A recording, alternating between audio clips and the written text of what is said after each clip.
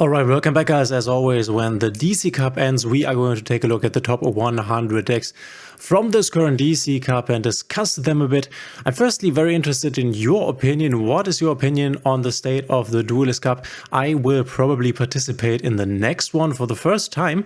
I do think that the format is a bit lackluster. I think the time is way too long, 72 hours, way too long. I would prefer it, and you can let me know in the comments what you think of this idea, or maybe you have a better one. I would prefer it if we would start maybe on Friday early at 6 o'clock for whatever time zone that is, and then would end, I don't know, 18 hours later, so we could reasonably expect a grind of up to 18 hours where people can then go to sleep afterwards. It's obviously a bit dangerous playing throughout the entire 72 hours, but you kind of need to do it in order to reach high ranks. One guy I watched a lot during the DC Cup, Jude Yugioh, he is, I already saw this at global rank 18, so didn't manage to make it actually, which is kind of sad. He really grinded, he had a good win percentage, but win percentage alone doesn't really count. You need to get in a lot of games, and I think we could mitigate this problem by just making the DC Cup way shorter. It would also be way more motivating to play there. I would definitely invest 18 hours at like one session together with you guys in a stream. Every Duelist Cup I would play if the format would be like this, that's for sure. But now let's look at the top 100 decks and let me know in the comments what you think of this.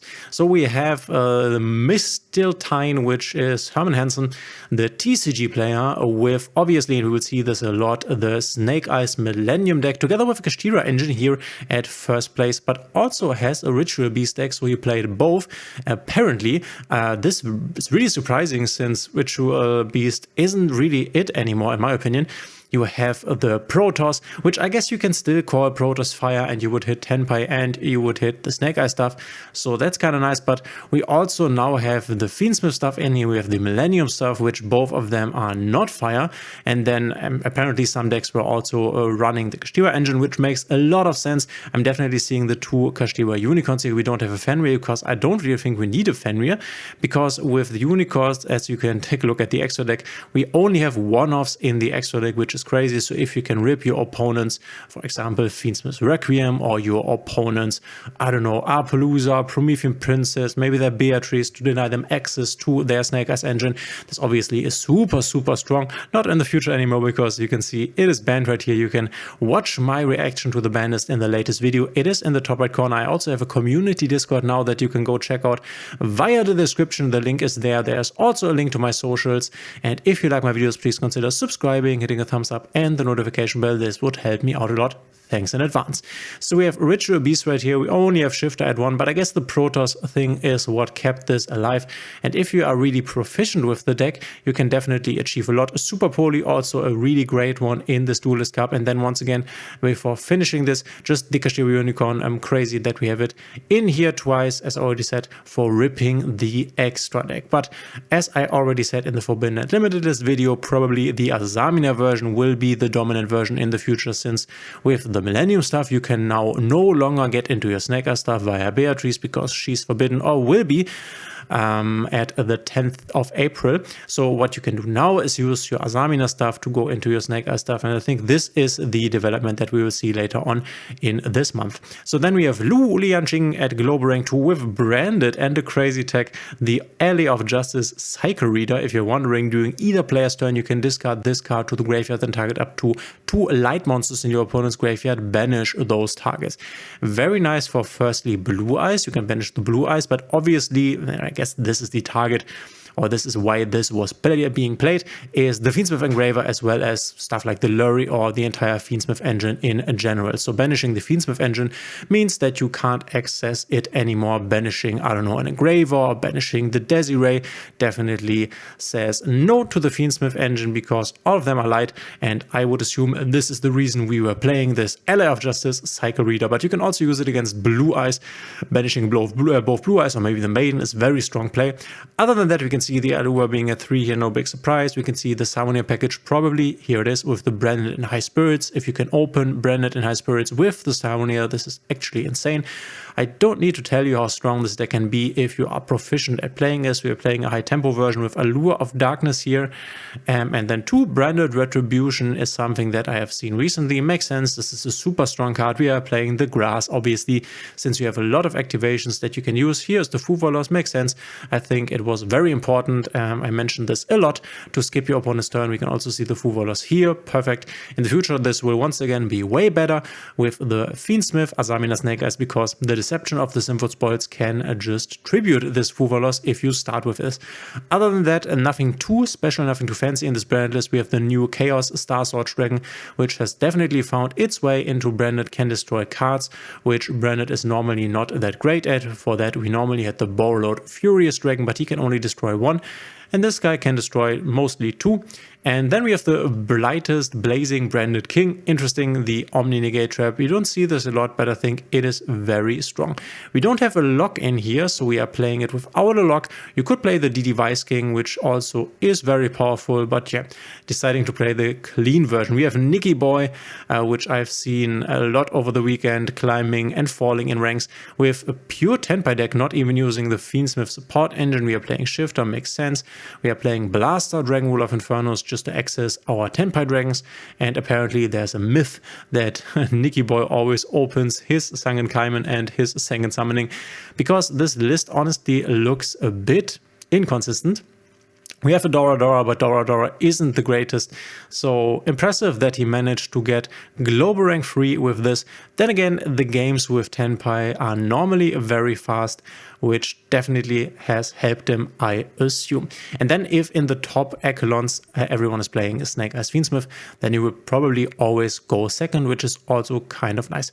We have the stun decks, obviously, for the king. I also watched him and his climb over the weekend, and we are basically playing everything that is stun. We have Majesty's Fiend, and neither player can activate monster effects.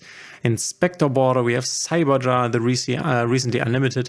We have Dimensional Fissure, obviously super great because a lot of the cards that the best decks are playing cannot be activated under the Dimensional Fissure, for example, the Black Witch, but multiple others. Also, the Fiendsmith engine is dead then, so definitely makes sense. I'm just wondering what you are doing if you are going second, because I don't see any going second cards in here.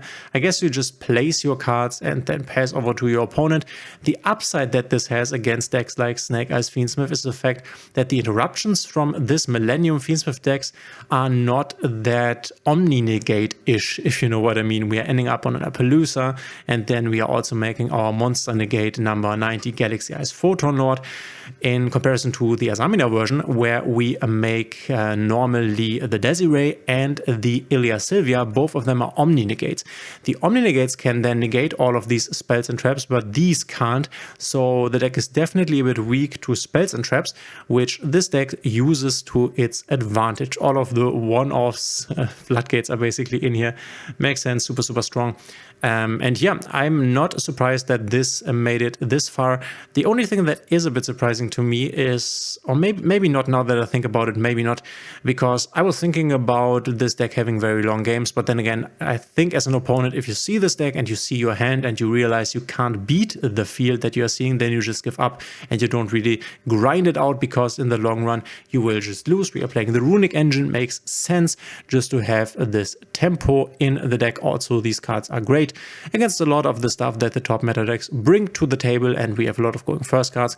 Going first is probably nearly impossible to beat this, because obviously not a lot of people were maining Duster or something like this. Another branded version right here with a Dimensional Berry and the main, very interesting. He must have seen a lot of Tenpai, I would assume. We can see Kashtira, definitely also saw this over the weekend, also as a stun variant here. So it's basically like these stun decks, but a bit less tempo-ish. But you have the Kashtira cards, especially the Unicorn, being very strong, as we already talked about.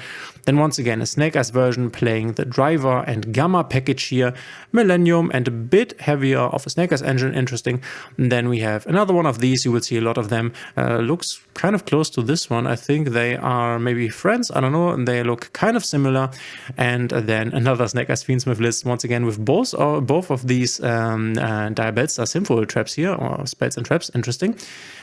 So I think this Duelist Cup was not that diverse. I think the next one might be even more diverse with the next meta that we are getting. We have RJ, which I also have seen over the weekend, once again on a Fiends with Snake Eyes. Next one, Fiends with Snake Eyes. And then we have a Rain with Fiends with Snake Eyes, no big surprise, and a Labyrinth variant here with the simultaneous equation cannon, and that a lot of floodgates also. So it was apparently either floodgates or Snake Eyes. Then if we scroll down even further, we can see stun floodgate once again. So definitely, maybe I'm happy that I have not played in this Duelist Cup. You can let me know in the comments if you have played and what your experience was. We have a yugioh, the guy that I have watched over the weekend a lot with his list, Snake Eyes Millennium. Once again, no big surprise, it's just the strongest deck in the room, being countered by stun decks, of course. We have Grey Ghost switching from Tenpai to Snake Eyes. Makes sense, I think, just to have a bit of like a different gameplay from time to time. Also, if you see a lot of Snake Eyes, letting you go second, then you might switch over to Tenpai Dragon to have a better matchup, since I think it's easier to win with Tenpai Dragon going second against Snake Eyes than it is to win going second with Snake Eyes against Snake Eyes. But you can let me know in the comments what you think. Here's the first White Forest list. Not a lot of White Forest, because I think there is no real reason to play this over Fiends with Snake Eyes. Fiends with Snake Eyes is just better. Another White Forest list, nothing too special in there. Then we have obviously the gimmick puppets. If you can win the coin flip a lot, then you can obviously win a lot. And if you see Tenpai Dragon a lot, then you might also want to switch over to this deck. So I think this is a good choice, especially if you see Tenpai Dragon a lot, because then you will normally auto-win the game, especially with a dimensional barrier in here. More Snake Eyes, as we can see right here. And then once again, two different Tenpai lists. We can see there's the Phantasme. Maybe has seen a lot of link-based strategies. Snake Eyes, I would assume, because here the Phantasme is no longer there. Once again, Snake Eyes Millennium, we don't need to look at these. There is a Draco Slayer Pendulum / Super Heavy Samurai one. I think it's very impressive that you can hit such a high number with such a strange deck, but I guess a lot of people will also probably not know what they are playing against or how to play against this, I would assume. Once again, a stun deck. Can we see anything more? This was an interesting one, the Kuribo Photon that you can search with the Galaxy Eyes Photon Lord. It says for the cost of 2000 life points, you take no damage this turn. So you can make this guy with the Millennium cards and then search the Kuribo Photon on your opponent's turn, and then basically Tenpai can't kill you. This was a tech recently added in a big tournament, and a lot of people adapted. There is tier elements, makes sense. I guess we will see less tier elements now with the Forbiddenment of Beatrice. And then once again, we have the Castillo Engineer with White Forest together, a Labyrinth variant with the simultaneous equation cannon and the Power Sing Stone. Superstone going first, even playing Torrential Tribute, but it is a good card. And then we have once again Tenpai. Oh, there's Rika also. Someone was playing Rika with Ragnaraka. Makes sense. If you go first, then it is very strong. A stun deck here. I would also have changed from a Ragnaraka Rika at some point, I guess. Another White Forest version. And then we have seen a lot of these. Maybe we can see something new here, but I think most of the decks are Snake Eyes Fiendsmith because it was just the strongest one. And yeah, we have the lists up to 60, but I would assume that this pattern will hold. So not as diverse as prior Duelist Cup 100s, in my opinion. I'm very hyped for the next one. I will probably participate. This should be the Ryziel Melis format then. But let me know in the comments how your experience was. I just played a bit on day 2, but not a lot. Maybe you have dove deep into the meta here. And if you did, please let me know in the comments how your experience was. Also, let me know how you would like to change the DC Cup. Thanks for being here. And obviously, guys, we will see each other in the next one.